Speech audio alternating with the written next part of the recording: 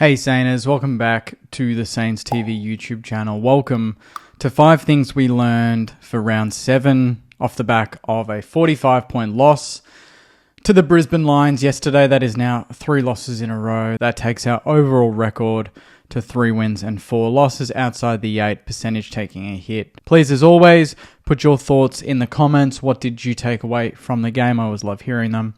Obviously, I don't imagine it's going to be an overly positive one, but we'll see how we go. And as always, thank you to Mornington Peninsula Brewery for sponsoring this video for this season. Check out their website and their products on www.mpbrew.com.au. All right, let's get straight into it. Number 1, I think it's a midfield rebuild, to be honest. That is where we get beaten every week. That is the biggest problem. That is the deciding factor. The deciding part of the ground that dictates whether we win a game or we lose a game. Not just that we're competitive, but we actually get the job done or we don't.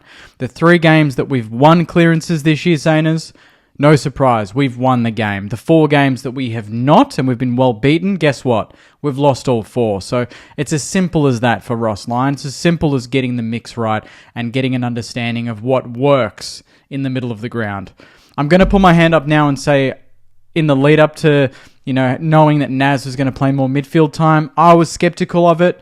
But now when I see how desperate this midfield is for X factor, for pace, for creativity, for something different, I'm for it now. I think we need to persist with it, and we can find a position and put Hasty and some of these players behind the ball. Maybe Windhager can play off halfback, who knows, just to find some ball, because it's not working in the midfield, and it's 2-1 pace with Steele, Garcia, Windy, and McRae. It's all very similar pace. Naz is an absolute point of difference, and I saw a comment online where he could be the best halfback in the league, but he could be a top 5 player in the league, potentially in the midfield. And he had an outstanding game yesterday, 32 disposals, 9 score involvements. You couldn't say that for a lot of the blokes around him. So I think at either end, it's hard to really be critical now because the ball's getting into the defense so much that they don't even have time to set up. So I'm astounded we're not conceding bigger scores. And on the flip side, when we go forward, we're actually very efficient. It's just that we get 30 inside 50s. And guess where that stems from? Not winning clearance, not winning the first ball. And if we do win the first ball, not coughing it up within 5 seconds and just handballing to no man's land. So that to me is Ross's number 1 priority. That is the be all and end all. We get the midfield right, we win games. We don't, we're not competitive.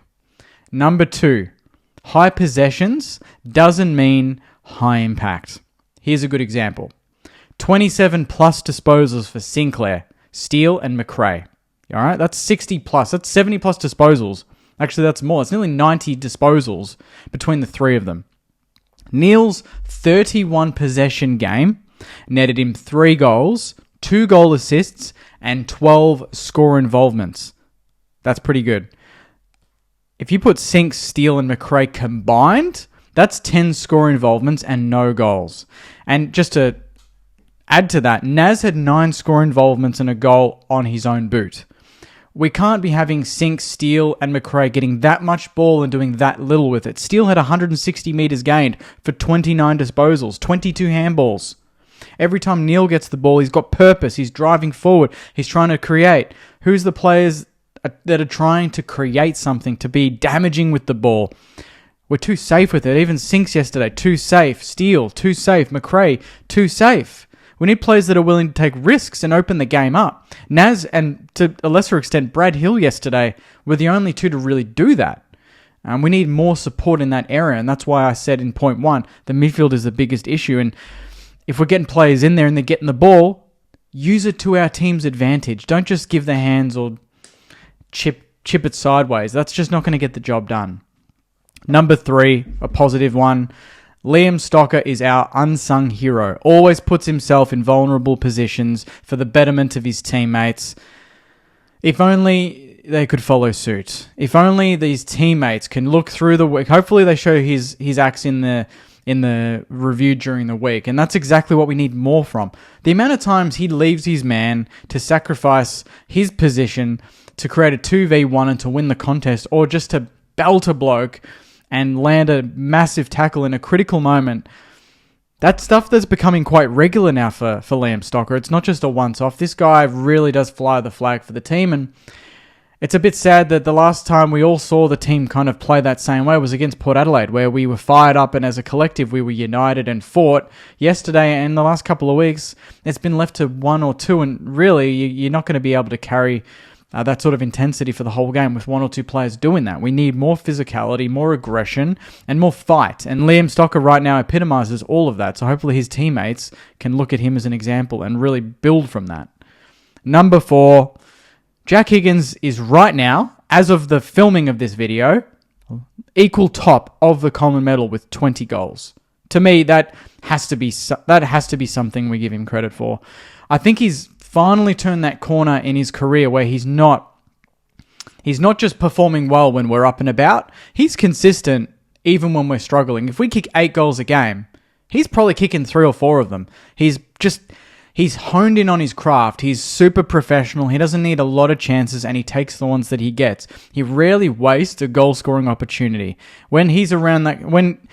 Yesterday, when the Brisbane Lions player Fletcher, he fell over and Higo fell over, you knew that Higo was going to be the first player out of the two of them to get up, get his hands to the ball, and snap the ball before Fletcher even had a chance to tackle him. Jack Higgins has high football IQ in that front half, and again, similar to parts of the midfield and the back line, it's left to too few. The forward line, if we don't have Jack Higgins, I don't even want to think about where we would be. In the midfield, if we didn't have Jack McRae early in the season, I don't know where we'd be. And in the back half, Cal Wilkie.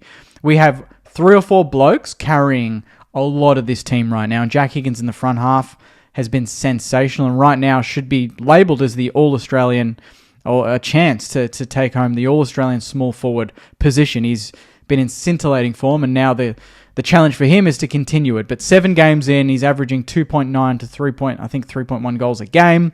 Absolutely elite for a small forward. Congrats to Jack Higgins there. And number 5, to round it out, as much as the last 3 weeks has been disappointing, we have played Giants, Dogs, Brisbane. I think we've played 5 of the top 8 currently, and obviously 3 of 4 prelim finalists and the reigning premier in the first 7 weeks. 3 games away as well in Adelaide.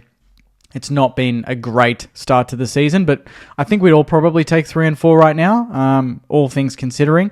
But to me, the next 2 weeks are critical because these are 2 games against teams that are in and around us. I don't see Fremantle as that Brisbane level team, or that even in the form of the Bulldogs right now. They lost to Melbourne 2 weeks ago. We can certainly do something in that game. And then Carlton Spuds game, who knows what's going to happen there at the MCG. But the next 2 weeks, it's more teams to me on our level. And obviously, I wish we could have pinched one of the last 3, but we didn't.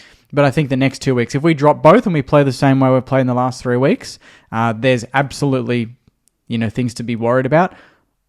If we turn it around and win 2 from 2, who knows?